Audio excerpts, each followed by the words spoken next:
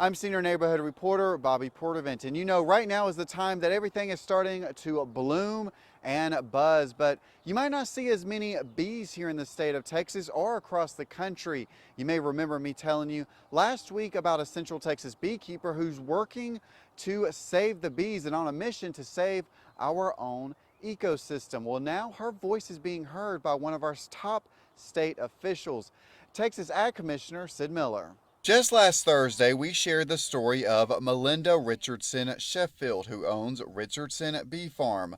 Now, she's been at odds with Navasota Valley Electric Cooperative over their use of herbicides. She believes it could be harmful to bees, and one reason they are dying off at colonies near where the co-op is spraying. Now, the co-op responding in a partial statement which reads, herbicides are, quote, specifically selected to target unwanted vegetation while minimizing harm to pollinators such as bees, end quote. And they say it's part of them being dedicated to responsible land management. Now, that was last week. Now we're hearing from Texas's Ag Commissioner Sid Miller.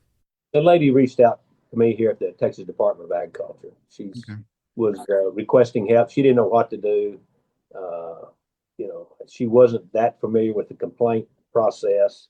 So we got her all lined out on that, and we're walking her through it now. Commissioner Miller telling me that you have a 90-day window to file a complaint, and this is because whatever is sprayed starts to disappear over time, leaving less and less to be found when and if tested. Well, and if it is pesticide drift, we want to get on top of it because we don't want it to happen again, obviously.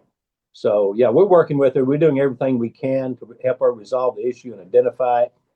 Today, we have not identified it. We kind of got notified late. Been better if somebody that, should have turned the complaint in the day or, a day or two within discovery of our bees dying. So, Commissioner Miller says that test results could actually be known as early as in the coming weeks. So we don't know if it's herbicide drift.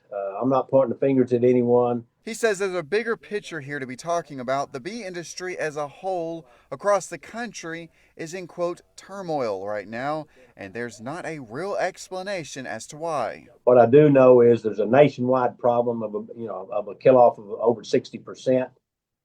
And no one's identified that yet. So I'm a little bit skeptical that we'll identify anything, but we're going to do our very best to try.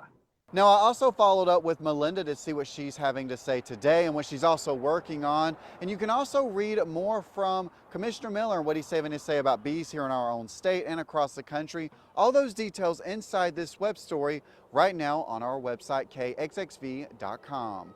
Reporting on March, I'm senior neighborhood reporter Bobby Portavant.